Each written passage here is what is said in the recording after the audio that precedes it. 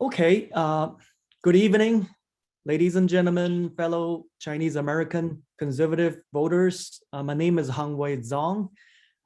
It's a great pleasure for me to introduce our speaker tonight, Ryan Berman. He is going to speak on his campaign to compete for the next term of Attorney General of the state of Michigan. As you all know, that this is a very, very important role in which we should all be deeply interested. Law and order is directly relevant to you and your family's safety, constitutional right. Without it, the society will be in chaos, as we all know. So people in business won't be able to stay in Michigan, this beautiful state that we call it home, without the strong effort from the AG. Ryan is the Michigan native, grew up in Farmington, went to MSU, and eventually acquired his JD from Wayne State University. While in the process of competing for Attorney General of Michigan, our speaker is actually a state representative since November 2018. He's representing the residents of Wixom, Commerce Township, etc. Before I hand over the mic over to Ryan, I'd like to give a quick announcement that the election race is very, very capital intensive. Your donation and support are the keys to success of the midterm election. So some of us will post the donation link in the chat room. We thank you for your support and appreciate all the efforts that you provide to this committee. So today we're gonna have Ryan to give an opening speech about his backgrounds and the intention for him to compete for the Attorney General. After that, we will open the floor for people to ask your questions. So you can either ask your questions, unmute yourself to ask your questions directly, or you can actually post your questions to the chat. I will be taking questions as well, so moderate one question after another. Without further ado, ladies and gentlemen, please join me in welcoming our speaker tonight, Ryan Berman. Hi, thanks for having me. Thanks, Gary, for facilitating, Hongwei for moderating this forum. It's always great to use technology to reach people, especially throughout the last couple years. We saw how important it is in the pandemic. And I always thought government should use technology more to make citizens' lives easier for engagement and government transparency. And I'll get into that in a little bit, and one of the main reasons why I ran for office. But starting off with my background, I went to Detroit Country Day High School. Here, grew up in the district in Southeast Michigan in West Bloomfield. Went to Michigan State for undergrad, Wayne State for law school. When I was at Michigan State, that's where I ended up meeting my wife, Stacy. She's a kindergarten teacher, elementary education. We've been married for 16 years, have two daughters who are now in 8th and 9th grade. And my background, when I was at Michigan State, I was always, let me back up a little bit, I guess, in saying that I knew I was going to go to law school. I really had no choice. I have an older brother, and my father, who was an attorney, went to law school, practiced law for a few years, then got into business and real estate, and ended up being an entrepreneur before anybody knew what an entrepreneur was, and became an investor in different businesses, and it really worked out for him. But he told my brother and I, when we were in elementary school, "You're going to law school." That was it. We had no choice. But with that caveat saying, you're going to law school, and once you get your law degree, then you can do whatever you want to do, and I'll support you. If you want to go on in business and in real estate and architecture, even med school, whatever it is, he'll support it. But he wanted us to get our law degree first. And he said that law degree empowers you. It empowers you to do what you want in our society. And that's when a lot of litigation is happening back. And we saw how now there's warning signs on everything. But if you have your law degree, he said, is that nobody can have something over you. If they threaten to sue you, you won't be afraid. You'll know your rights. You don't have to, in business, get on the phone with your attorney and be asking questions. Oh, can I do this? Can I do that? You'll know the answers. If you want to go into the politics and the political world, you have to know the law to be able to change the law. And back then, the majority of politicians were lawyers. I was always interested in law enforcement. And he said, hey, you have to know the law to enforce the law. And you'll have that ability to go up the ladder, right? And get promotions, having that advanced degree. And it was really good advice. I mean, it really was a foundation or a base looking back at it, obviously. But when I went to law school at Wayne State, that's after 2001, that right afterwards, I started in 2002, the dot-com bust. People are being laid off. People are going back to school. And at that time, there was a 300% applicant increase at Wayne State University. So, law school is one of those things that you can do without having any type of prerequisites and always go back. So, I mean, I had people in their 30s, 40s, 50s, and even a 60-year-old in my law school class. So if anybody was ever thinking about it, because I hear it all the time, it's never too late to go and do that and get empowered. And yeah, you don't have to practice law, but it's that base to then go do other things. And that's kind of where I was, of going to law school, being involved in law enforcement. At Michigan State University, I did an internship with the state police out of their Brighton post doing ride-alongs. And that's when I learned of auxiliary or reserve police services, which is either a volunteer or part-time basis. And I was like, hey, sign me up. This is awesome. So I went to the Oakland Police Academy to do the reserve academy during my first semester of law school, graduated with honors there. And I was a reserve deputy with Oakland County Sheriff's Department on a volunteer basis, doing ride-alongs, helping in different divisions throughout law school and afterwards. In law school, I interned with the Wayne County Prosecutor's Office and their felony trial division. I'm also a firearms instructor, use of force instructor, taser instructor in many different areas and disciplines.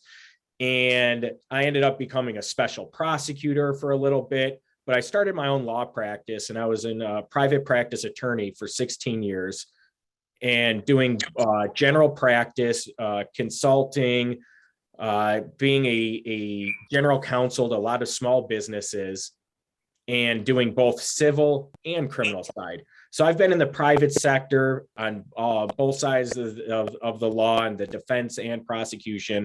I have an extensive background in law enforcement, and I became and started getting more involved in politics because, like I said, I have an older brother who decided he wanted to run for city council. And I helped him on his campaign. He ran and he won city council. Then he ran and won for Oakland County Commission seat. And then the state representative seat opened up, and I knew the state representative was Clint Kesto, and I knew him from Wayne State Law School. And he was like, hey, Ryan, you should run for my seat. You have the background, the experience to make a difference. And you know what, frankly, I don't like the politics of politics. It's very nasty. It's divisive, the things out there, but that's a lot of people don't want to enter it, and you don't get a lot of good people because of these barriers, because of these fears, whatever it is. And also, I was never really politically correct. I just say it how it is. I'm like a little bit too honest.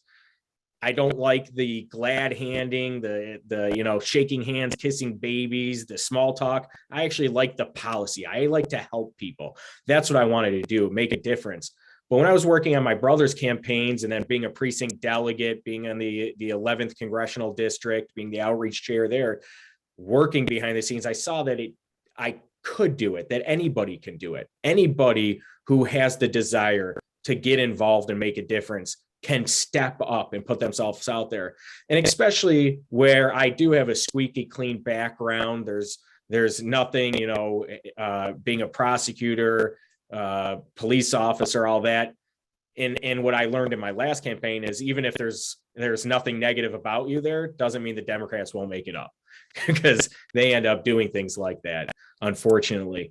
But I decided to run, and luckily had a very competitive primary, won that competitive general election, and for the last 2 years was a first-term state representative with a target on his back, because I represent here in Western Oakland County, Western and Northern West Bloomfield, Commerce Township, Wolverine Lake, and Wixom.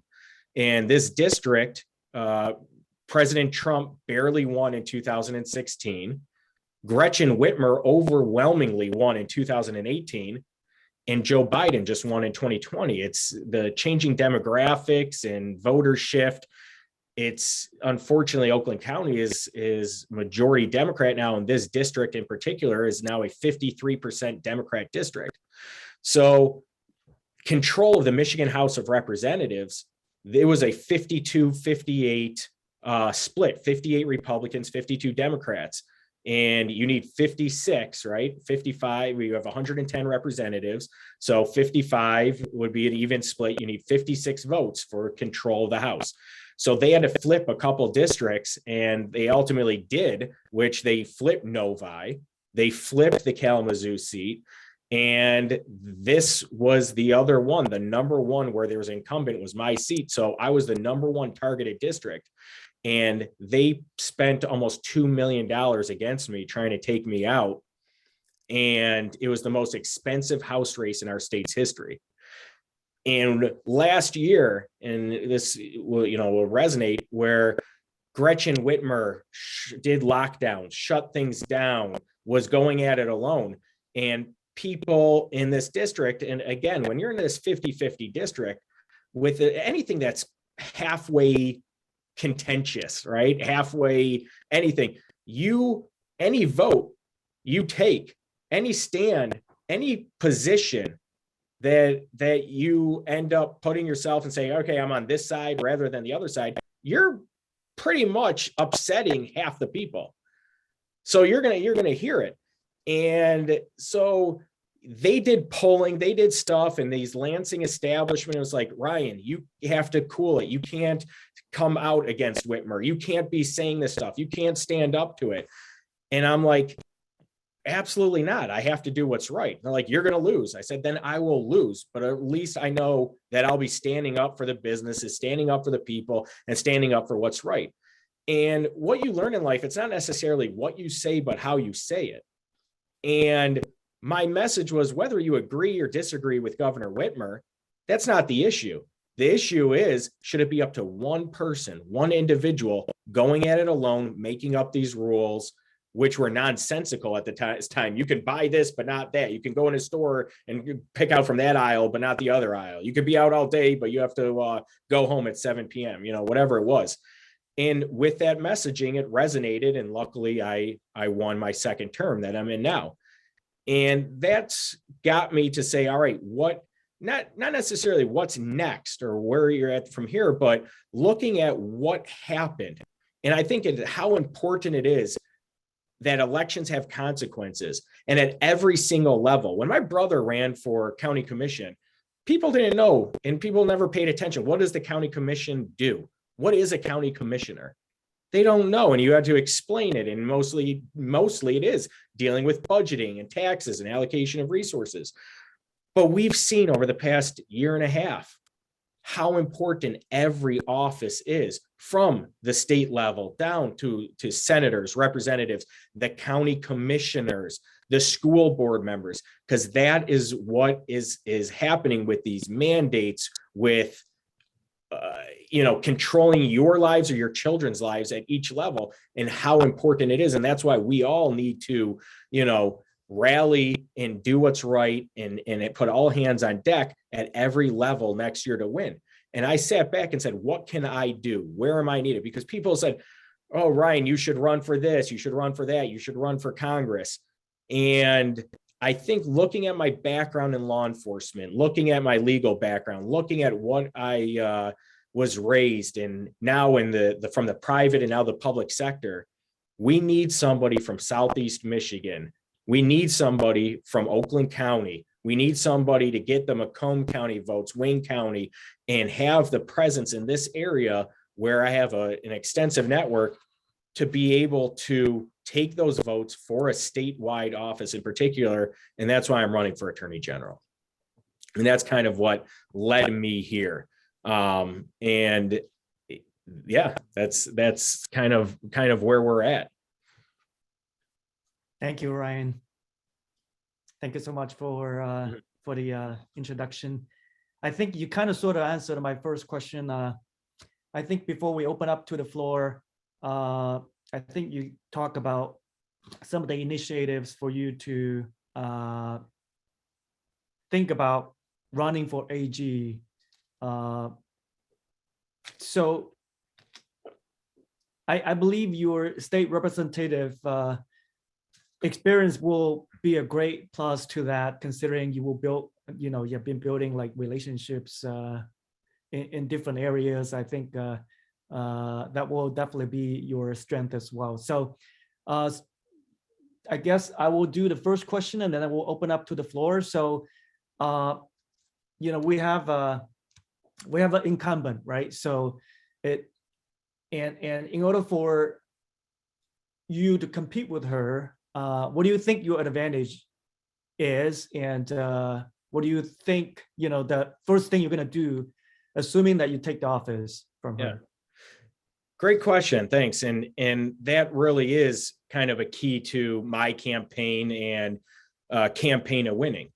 And what kind of how I said in my district, in this 50-50 district, and what people really are looking for is that, no matter what, and you're looking at some polls that come out, and I was just talking about this with somebody, it's like, Gretchen Whitmer is at 40-something%, Chief Craig's at 40-something%. And, I'm like, I'm not surprised at all, because this is what happens as my district is a bellwether district, also kind of Southeast Michigan, but the state, and that's kind of what for the country is 40-45% of people, they're voting Republican no matter what. 40-45% of people, they're voting Democrat no matter what. Doesn't matter who's on the ticket. It's that 10% in the middle, the independents, the soft Democrats, soft Republicans, they're the ones that sway the election. And that's how we go from Granholm to Snyder to Whitmer, from Obama to Trump to Biden. And that's what you really, and as a state representative, I'm kind of getting there, if you look at this bell curve and if you look at the percentages, you look at the statistics, I think that's one of the problems with our two-party system, that you have with some primaries in other areas up north or in Detroit, you get who's the far left, who's the farthest right. And then they come to Lansing to try to work together and it's just clashing. And you have like Gretchen Whitmer trying to, in any election, you're going after that base, you're going after these people saying, oh, I'm the most conservative, I'm the most liberal. And then in the general election, they try to take it back and be like, oh, I really didn't mean what I said over there. Oh, I'm more moderate, to try to get out of these independents. I've never had to do that. And again, I don't like the politics or trying to say what somebody wants to hear. I've always been honest, open, and upfront. And I'm able to work with the other side. I'm able to do things. And I'm one of the most bipartisan representatives. All my legislation has both Republican and Democrat co-sponsors. And you're able to do that without compromising your principles. I'm still the 6th rated most conservative member of the Michigan House, but I have some of the best relationships with the other side. And that's because I put people over politics. I put people over party and concentrate on issues that shouldn't be partisan. Government transparency, accountability, again, technology measures, putting things online, making government more accessible and easy for the residents.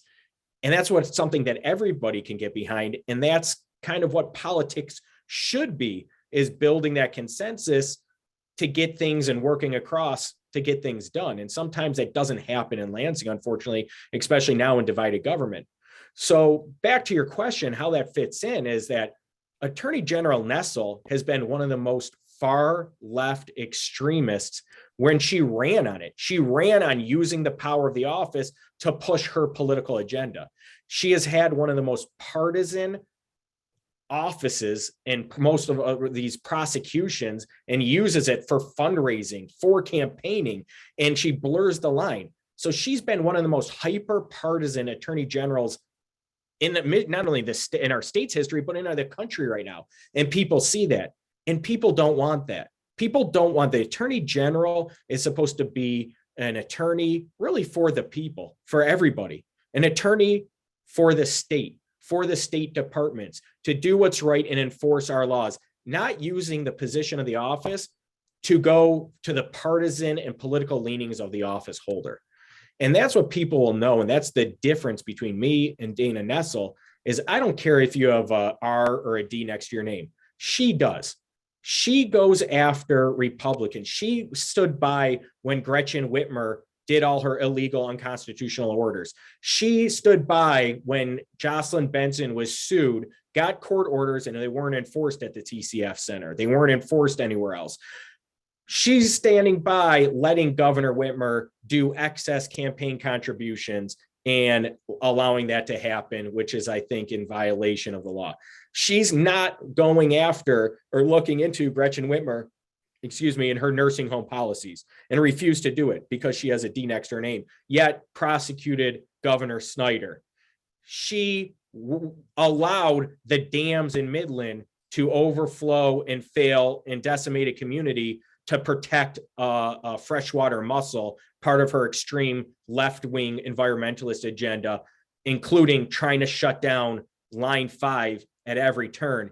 And it's totally not right and unacceptable.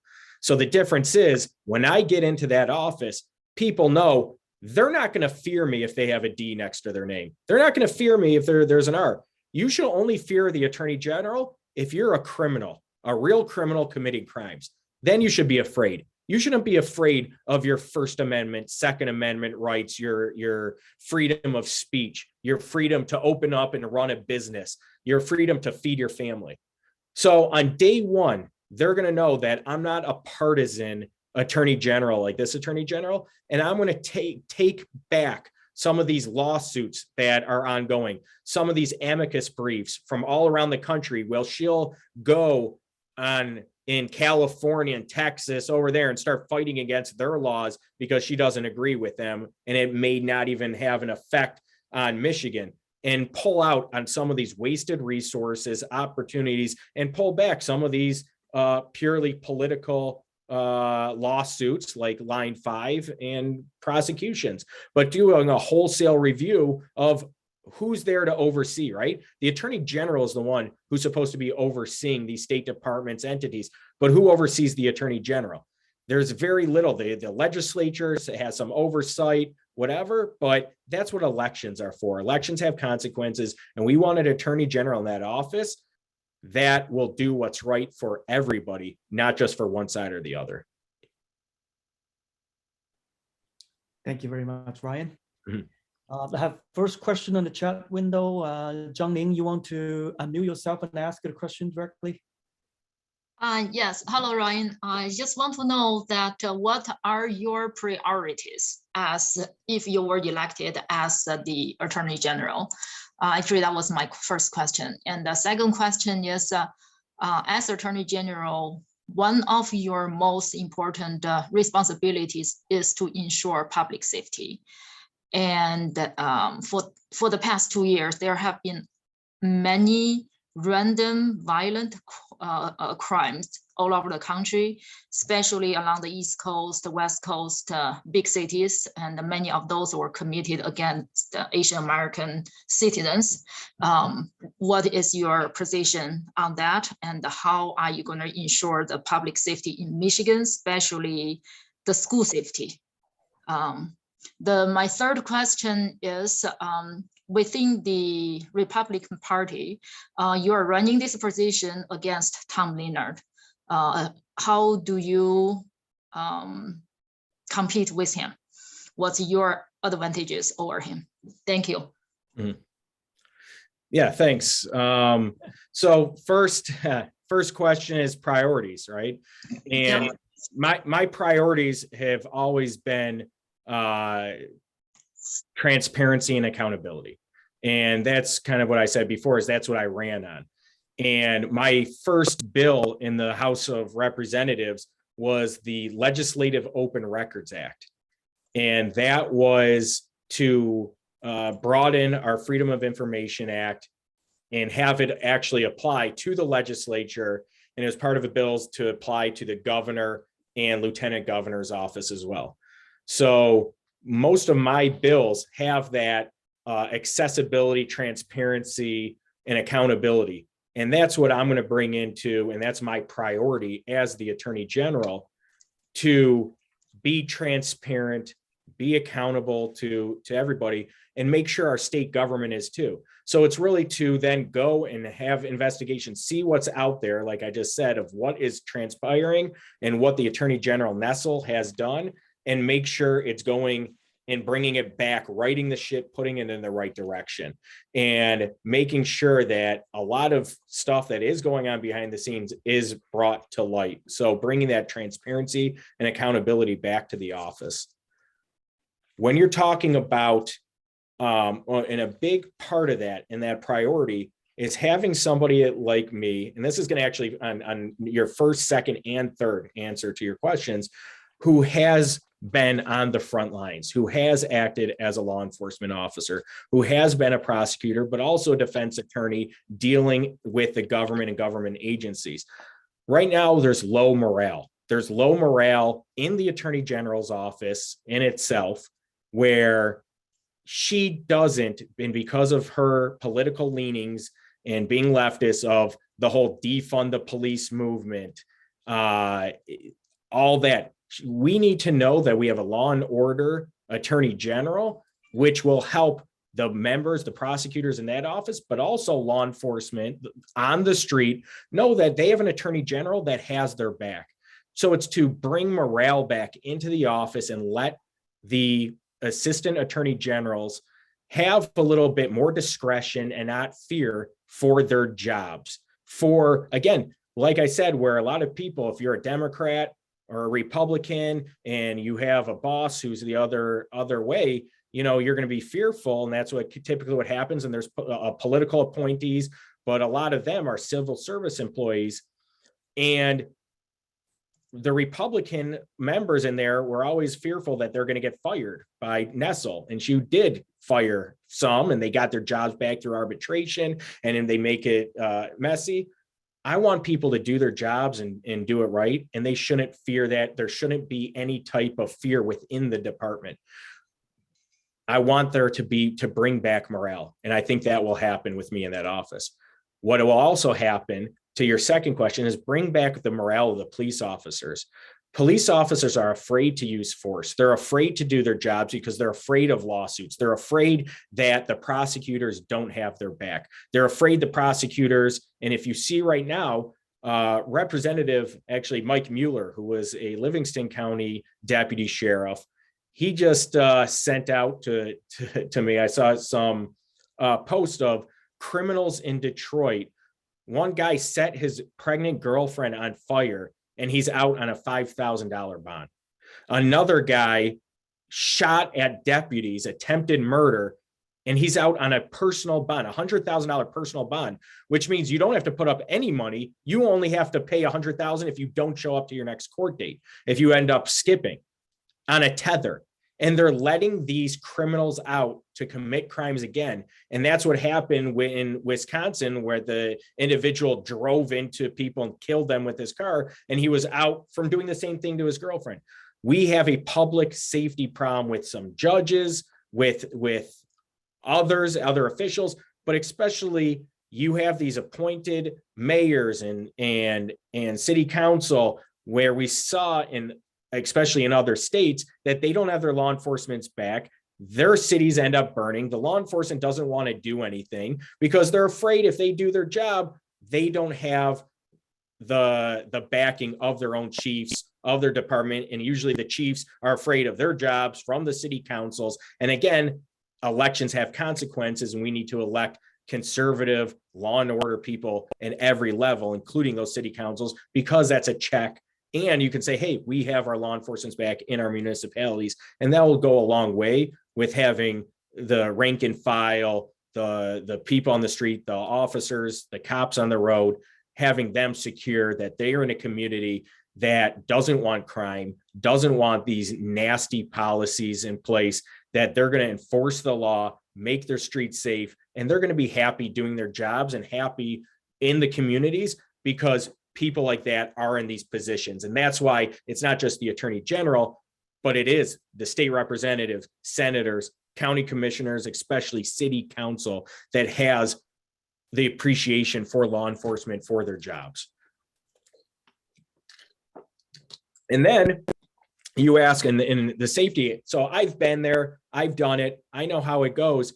And I'm going to go out and reach out, do personal reach outs to these departments all around and offer trainings again, where there is a prosecuting associations coordinating council, which is under the auspices of the Attorney General's office, really holds it, to do trainings for local prosecutors, county prosecutors, and some law enforcement. I want to expand that. I sponsored legislation and budget amendments in the House to not defund the police, but to refund the police, to give more funding to the police. They need more resources, not less. They need more resources for more training. They need more resources for signing bonus. We have a problem that when I came out of school and I was looking at different positions and out there, you couldn't find a law enforcement job. I mean, you would have hundreds, even 1,000 applicants to one open position. Now it's the opposite. There's nobody out there. Every department is hiring.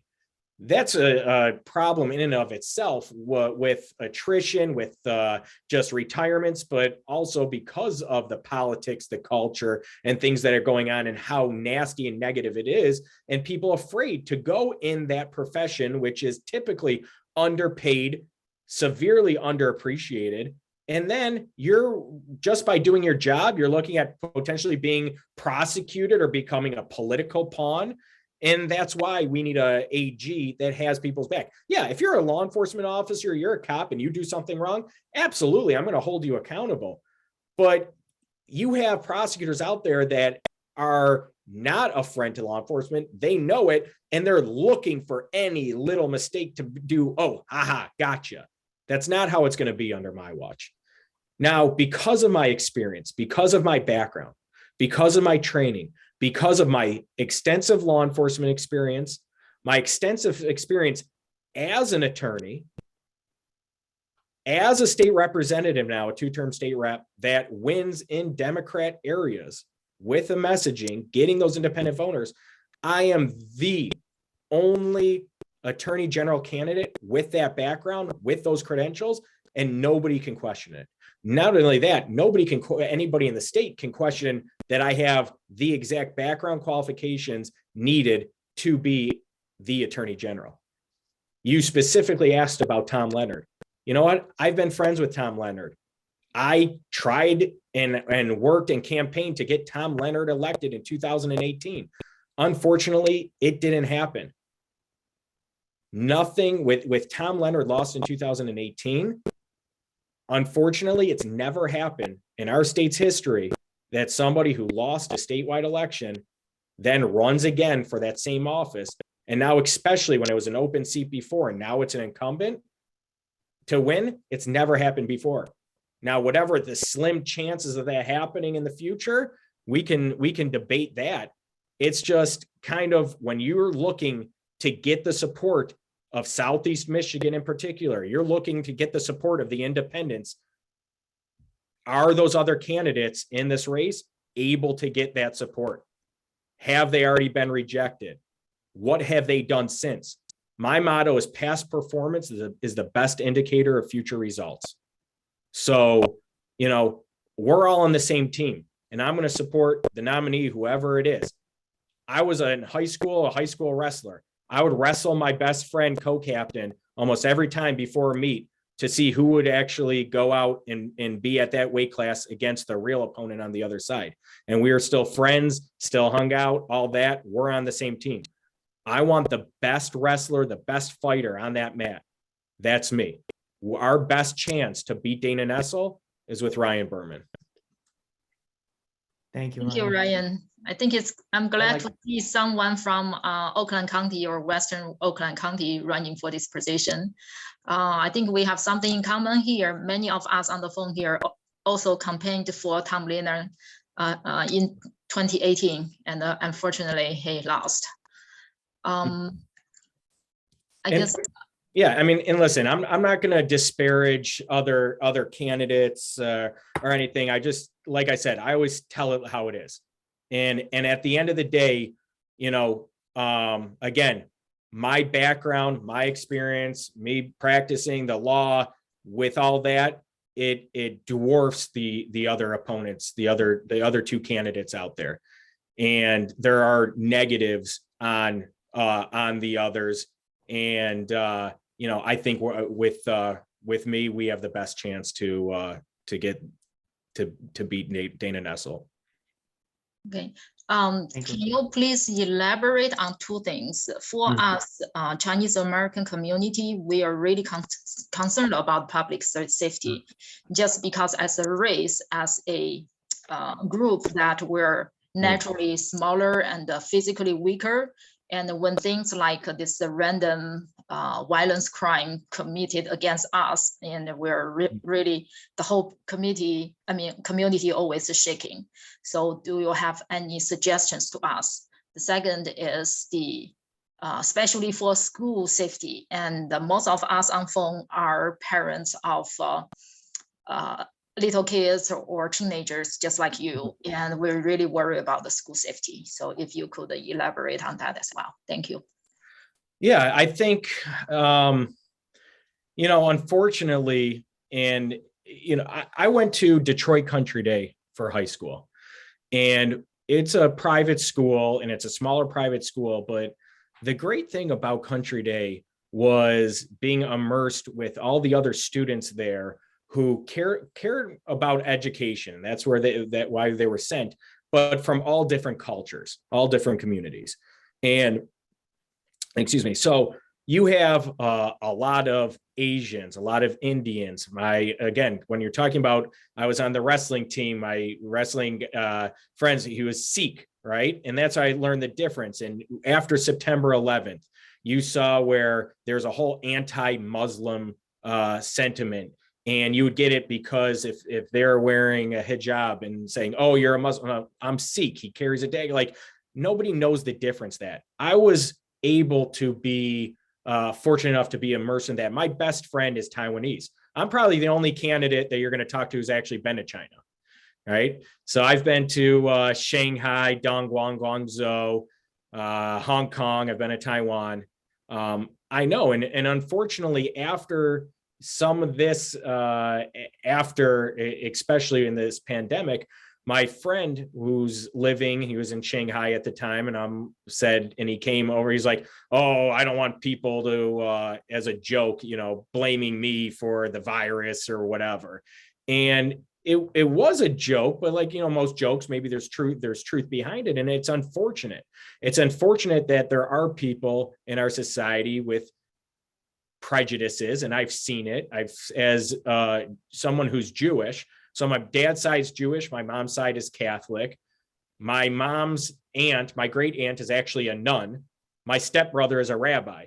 So I got to be raised in the best of both worlds. But I'm a minority as a Jewish American being in this institution. I'm one of only two Jews in the state legislature, the state house, at least. And I see how people who aren't immersed in other cultures, they're just ignorant of that. And then I've seen on the campaign trail and others just in life of how ignorance begets, you know, hate and violence, and how these things stem and how it goes. And that's why, especially after this week of Martin Luther King Jr. Day, and learning about that and how we are, as Republicans, as conservatives, we should be colorblind. And as I say, justice should be blind, right? As Republicans, we are rule of law and follow the law. And unfortunately, the Democrats aren't like that. Attorney General Nessel's office isn't like that. And what they're trying to do when you're talking about schools and maybe going into school policies of the critical race theories and all that, that perpetuates classifying people, division, that then, you know, has all these problems. So my solution to that, again, is again, is education, is awareness, is opening it up, is doing exactly what your group is doing on a smaller scale, but widening it up, showing that, hey, we're an association, we're thinks and have that diversity of thought. It's not just the diversity of what your skin color is, where you come from, your national origin. And it's really showing that with exposure comes, with the exposure gives that education to people to say, hey, we're not so different. We're all the same. So that's what it is when you're talking about public safety, school safety, all that. It's education. When you're talking about police, defund the police, it's all about training, all about education. It's doing that more with more education, more training, more opportunities.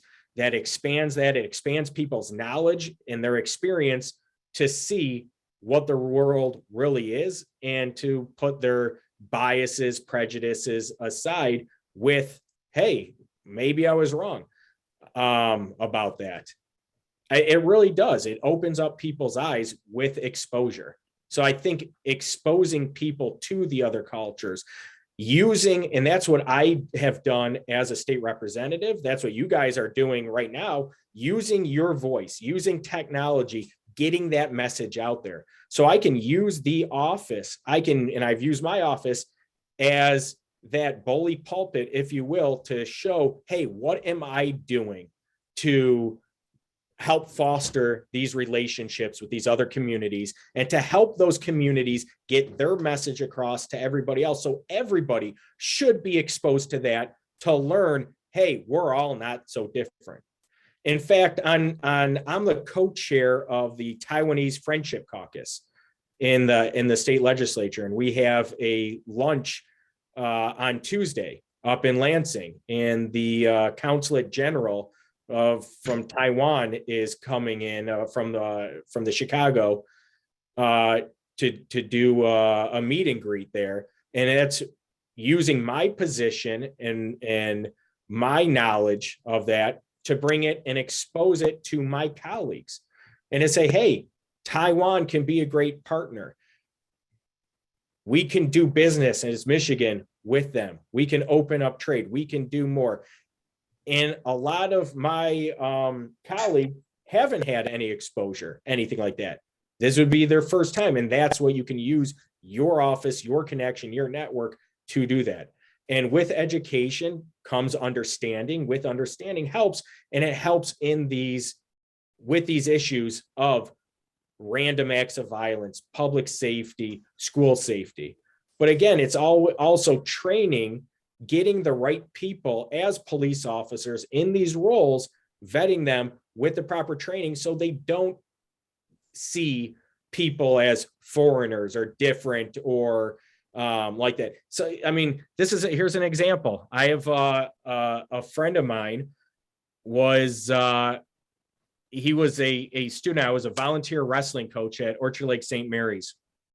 And he was a boarding student from China, and he was on the wrestling team and ended up becoming really good friends with him and my friend and my friend's son who was on the team. And I still help as an attorney. And he called me up. There was a situation in Ohio, literally this week, and called me about it. And right. So he's first generation. He's on a student visa, all that. And the police officer came he called the police, and the police officer turned on him and was like, how long have you been in the country? It's like, how is that even relevant? That has nothing to do with why he's there. It has nothing to do with why the officer, and that's just this. I mean, I was taken aback. I'm not surprised by it, unfortunately, but this stuff is still going on. We need to communicate with these people, right? Somebody like that officer of, hey, what is this all about? This is inappropriate. Give some remedial training, but not even just training, opening it up like, hey, I'll invite them out to lunch and invite him out and be like, listen, I'm not some, maybe you're not used to it in the area that he's in, but listen, he's totally been in America for, he's like any other American kid, right?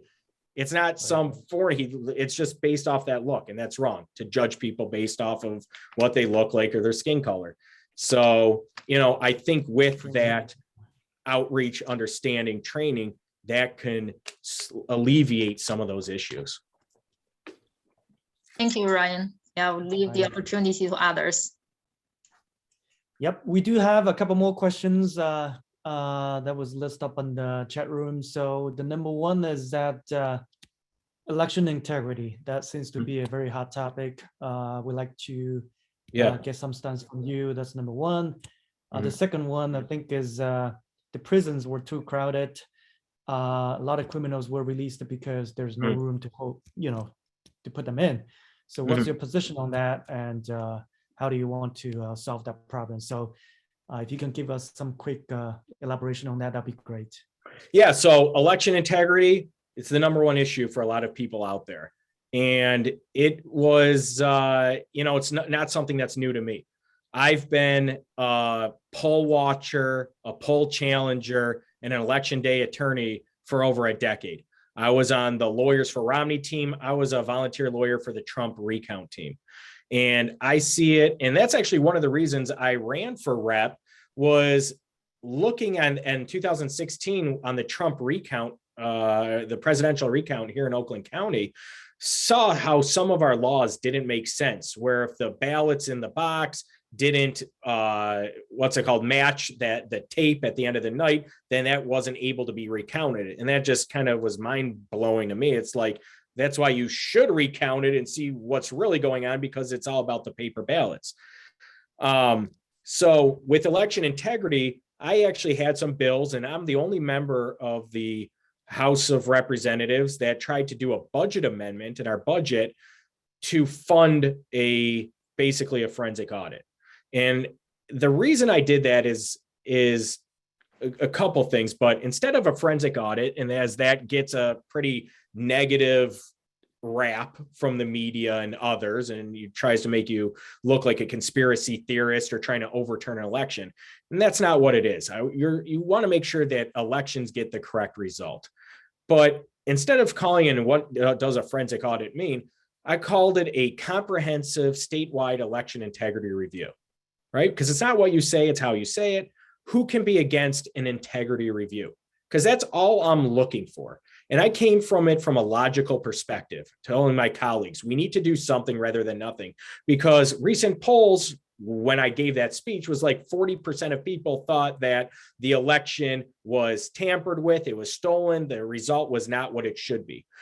While it's our side or the Trump supporters saying it this time, if we rewind 5 years, it was the Democrats and Hillary Clinton claiming Russian collusion, Russian hacking, and fraud. And that's why they even called for an election. I don't want there to be an excuse on either side.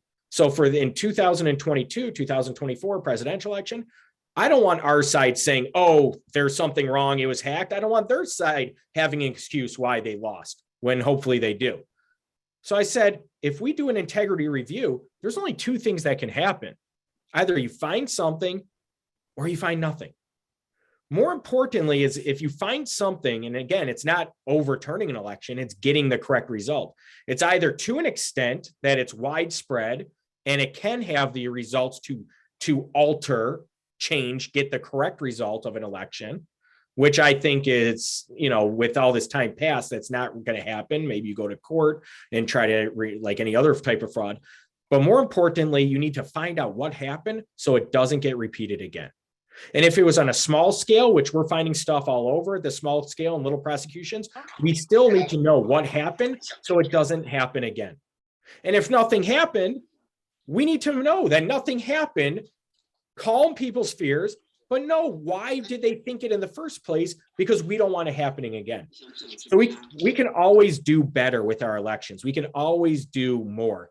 And that's why I think the Secure My Vote petition is important, to go get signatures and put that through, because we passed voter ID, which I can't believe it. This is a partisan issue. When I talk to one of my Democratic colleagues, I say, how are you against somebody having to show their ID to vote? They have to show their ID for anything else in life. And she told me, well, not everybody can afford an ID. Wow. Okay. It's $10. Okay. So what I did is I authored a bill of giving free IDs to everybody. Right now, if you can't afford ID, you have to show paperwork that you can't afford it. So let's just remove that stigma for anybody so they don't have to feel bad going into the Secretary of State's office. And let's just give everybody free IDs, because what else should a government and their service do with all our taxpayer money? That's an essential service. And I even got Rep. Jim Ellison from Royal Oak area. I said, Jim, before I submitted the bill, I'm like, hey, like I do with most all my legislation, again, get Democrat co-sponsors. How do you like this idea? Free IDs. He's like, oh yeah, that's great. Co-sponsored it. Well, they brought the bill up on the day to vote on the bill with the same bills that say, hey, you have to show your ID to actually get a real ballot, not a provisional one. And all of a sudden, Jim Ellison didn't like it anymore. He voted against it. Every Democrat voted against it and became a political thing. Went to Governor Whitmer's desk and she vetoed it. And now that's what the Secure My Vote petition is all about, to get around Gretchen Whitmer's veto and to actually have some real, as other states do, some voter ID laws, something that I think is common sense. We can always do more with that election integrity, and it's been a main issue of me, and it will be as Attorney General. Again, I'm just one of 55 members of the Michigan Republican caucus right now. As Attorney General, I'll be one Attorney General and have the resources to go and do some of these things that I can't do as a representative right now. Sure. A quick note on Secure My Vote petition. For those of you who hasn't had a chance to sign that or understand that, please reach out to the MICCA members. We can get you lined up to sign that petition. That's very, very important for the election integrity movement in the next couple of years. A quick time check. Ryan, actually, we're kind of getting close, but we do have a few important topics that we like to cover as much as possible. So the next question is really the prison, too crowded. What's your stance? What's your plan to solve it? Then the next one after that is the drug problem. I kind of concur with the person who brought this up. Not only we have to keep the drug out of the society, I think one of the greatest concern for all the parents here is how do you keep the drug out of the school, which is become more and more concerning, especially for high schools. So to you, Ryan, if you can elaborate on those points, that would be great. Yeah, so I think the question here, some criminals released because prisons were too crowded. I know with some of the overcrowding in the past, they rank it based off of the severity of crime, your threat to society, things like that. Most of it is jail overcrowding. I think what's happened with the pandemic is that people were being released because COVID-19 as an excuse. I don't know if that's still occurring right now. I'll look into it, but the problem is this, what I mentioned earlier, with some of people trying to do bail reform, getting people out there to commit crimes again and putting dangerous people in society where they have no business of being out. So as Attorney General, what I could do is oppose that at every turn and make sure violent criminals stay locked up and not allow it to happen. Because anytime those things, the Attorney General can step in and block that release, or at least try to block that release with those judges. And taking a hard stance on certain offenders or on all offenders, that's what the Attorney General can do, and go into court to prevent any type of, if there is any type of supposed overcrowding issues. And I don't think there is necessarily overcrowding right now. I haven't heard anything on that. What I've heard is some of that using the COVID excuse to release prisoners.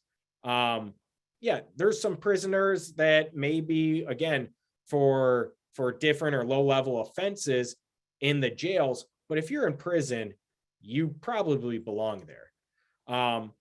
Talking about drugs, right? keeping drugs out. That's been a major issue, and something that hasn't been talked about with the pandemic and some of these unintended or intended, if you will, consequences to these lockdowns, the mental health deterioration of our kids, of just members in society who then self-medicate is really what it is. Now that we have marijuana is a really big problem going on now, that legalization with that.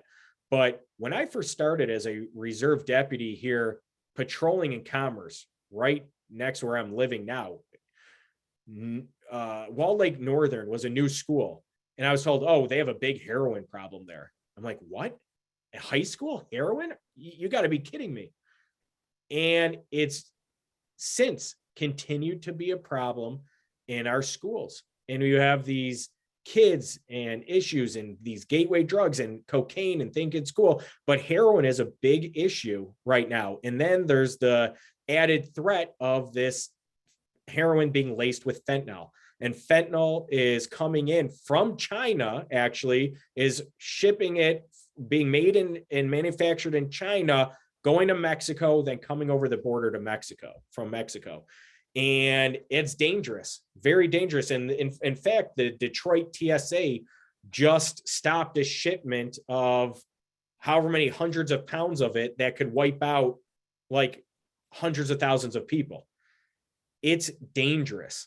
And one of the problems is that the Democrats and some of these policies are doing is normalizing this behavior, normalizing and okaying overdoses. They're giving Narcan training and having Narcan provided at our libraries, right? We actually had to change the law so librarians and anybody can actually administer it. But it's like one of these things that they're saying, oh, it's going to happen anyway, so we need to be prepared to save their lives. We need to do these needle exchanges, and if they're going to do it anyways, let's give them free clean needles. I think that sends the wrong message. And we have a lot of people ODing this, again, I'm sure you've probably gotten emails, whatever, free Narcan training, go, and they'll give it out to anybody thinking that, oh, have it on hand for if somebody just accidentally ODs. So I had a constituent early on that met on this issue where her daughter OD'd and died, and she's trying to change this course. And what can she do? What can we do? What type of legislation?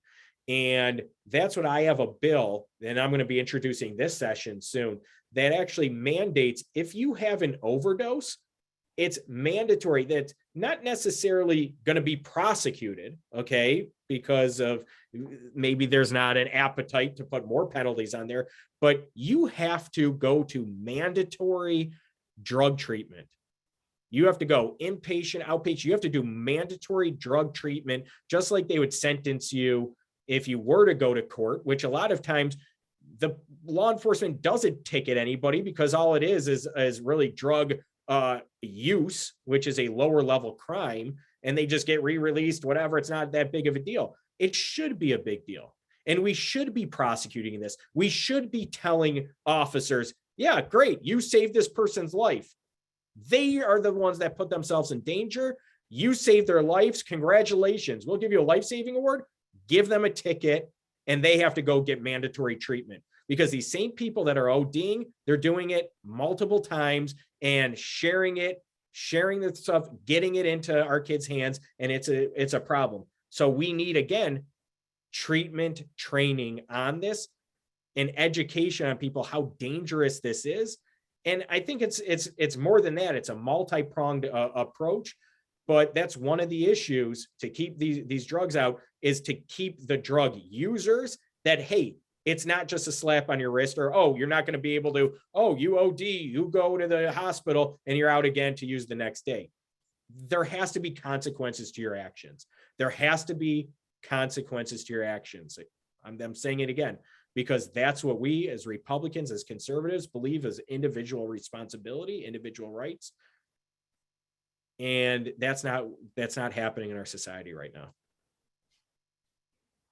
But yeah, prosecuting the drug traffickers, harsher, going and actually, not letting them go, now catch and release, no doing it just to get the drug forfeiture money that they've been doing in the past to try to pad their slush funds, actually going out there and trying to solve these issues.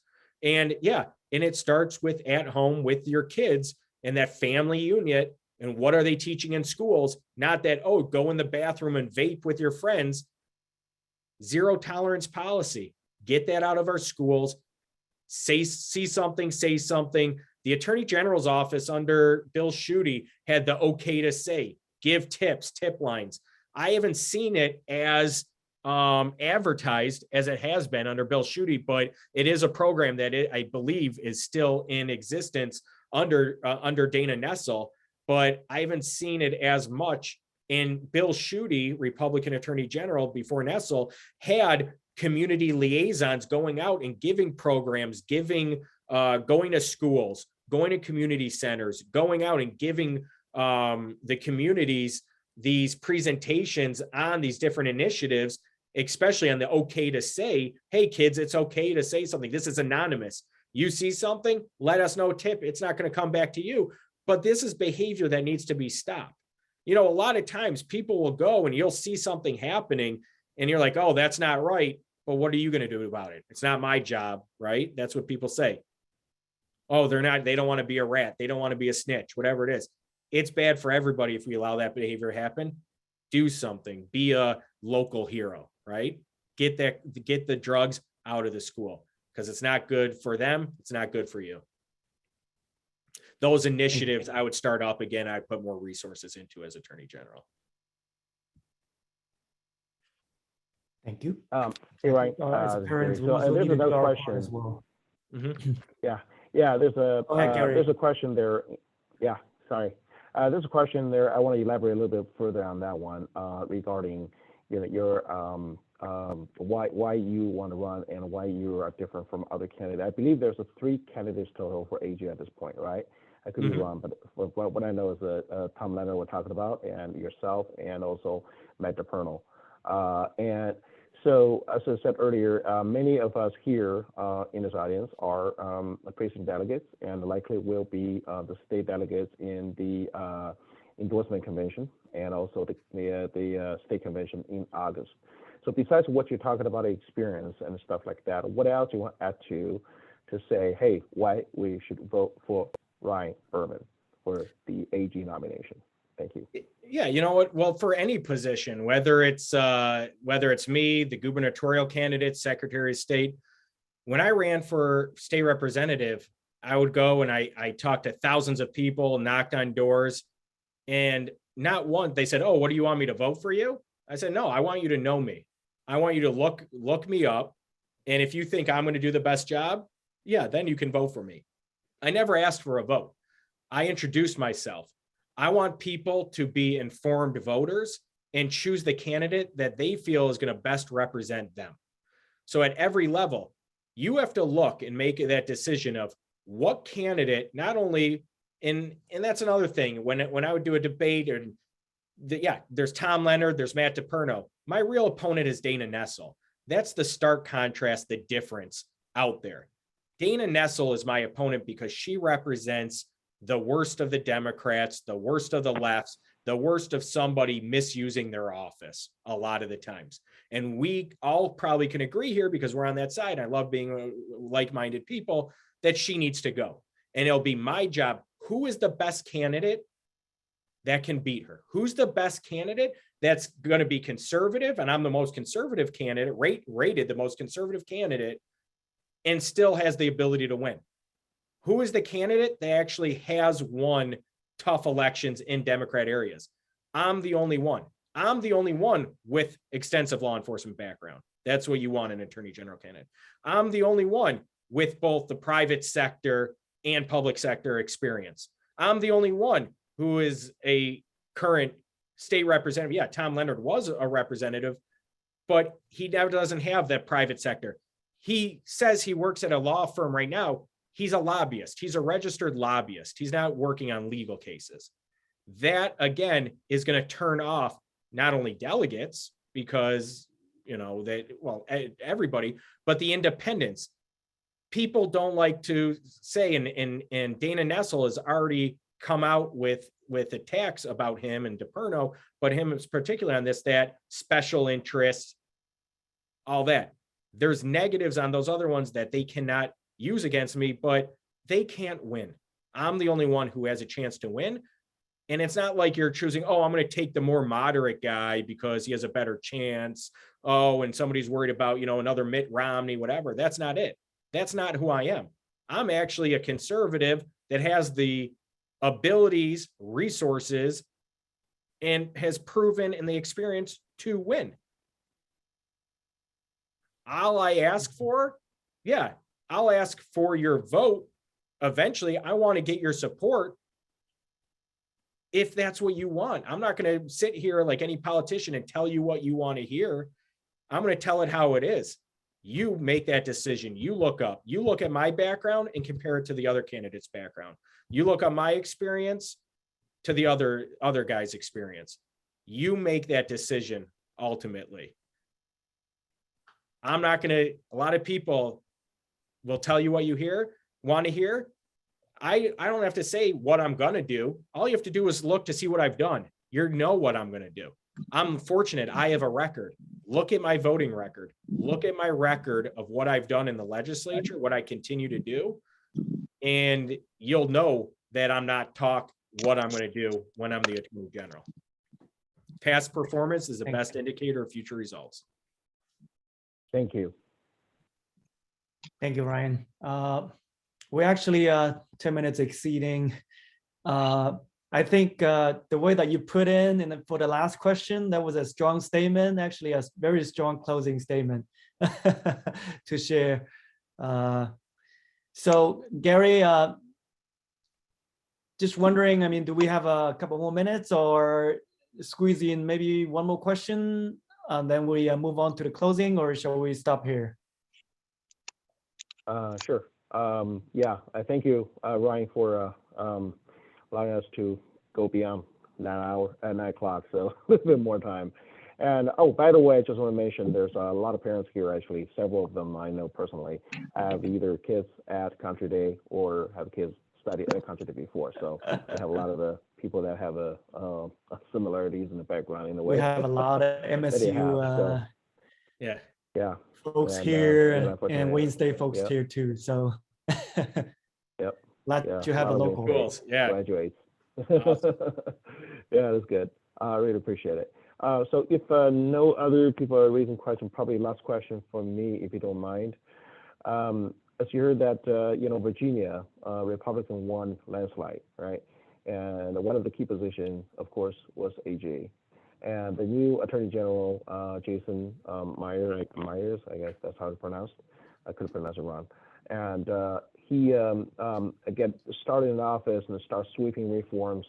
Actually, one of the targets was the liberal district attorneys and the DEI-based, attorneys and offices that actually caused a problem. You already elaborate a lot, right? And district attorneys actually use the race card to bail out violent criminals, and it caused a lot of issues in the security and safety for people. So if you are elected, Attorney General here for the state of Michigan, what would you do in the first 30 days? Yeah, I think, again, going back on some of my prior comments about that and what the priorities are for the office going in. And, one of the things as the Attorney General, not only are you the top law enforcement officer of the state, but you're the attorney for the different state departments, and especially LAURA, Licensing and Regulatory Affairs Division. And you have your assistant attorney generals for any type of licensing complaints, things like that, where we saw how Dana Nessel, even after Gretchen Whitmer's unconstitutional orders, used her office to go after Carl the barber, his barber's license, go after Marlena in some of these administrative actions. The Attorney General's office touches all businesses kind of in the state, any type of licensure. And it's going through, and I hear on a daily basis of something that's not right or something that's not happening. And it's really going in there and having me and my team going through all the open cases on what should have been settled, what shouldn't have even been brought in the first place, what is going on, and getting up to speed to right the ship. Day one, which I already know, where she's trying to shut down line 5, going against the will of the legislature, pulling out of that lawsuit, doing what I can to settle that, get out of there. There's plenty of things that you haven't heard about going on, where their whole sue and settle strategies on leftist Democrat policies and priorities, but going through and holding investigations, again, nursing home investigations, where she declined to do a nursing home investigation because she went after Governor Snyder. Guess what? We're going to look into what Governor Whitmer did or didn't do. If it's criminal, listen, I'm not just going to go after her because she's a Democrat, but I'm going to look into everything. That's the job, is to look into it. She just came out and said that she was sitting on the presidential electors and referred it to a potential forgery. If you guys have heard this story with Mashawn Maddock and 16 others individuals who were the Republican GOP electors, and referred it to federal prosecution. Why was it sitting on there for a year? She's doing it. It's purely for political purposes, timing, political motives. What else is going on in the office that she's sitting on?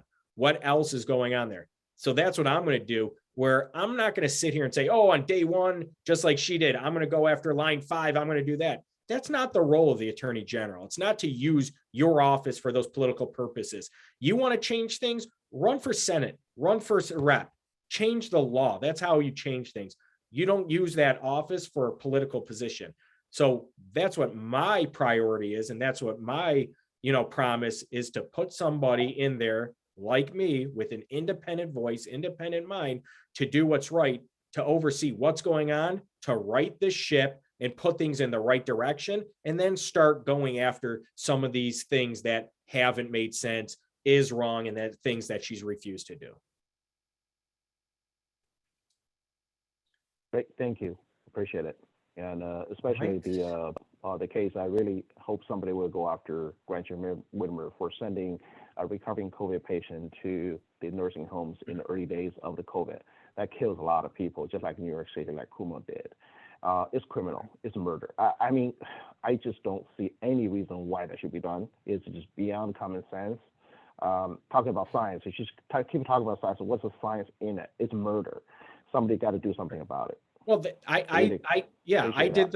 did the resolution in the House last year opposing those policies and telling her to change course. And again, I think only Republicans voted that resolution. And I had arguments with Rep. Pahutsky in the Health Policy Committee over it. I mean, it's coming out now that, oh, they weren't those mandates mandating nursing homes to take in and do a COVID wing, they didn't really count because we weren't going to enforce it. That's what the I think Elizabeth Hertel said as the DHHS. Are you kidding me? It's absolutely ridiculous. It's absolutely wrong. And they're backpedaling on the different amount of numbers. They're backpedaling on what happened. And now Gretchen Whitmer is out there, and these COVID cases are worse than ever, the numbers, and there's no lockdowns like it was before. Why not? She was following the science, right? It's political science and polling data. And she has to have a softer image, better image to hit those independents to get reelected because it's an election year. And that's what's going on.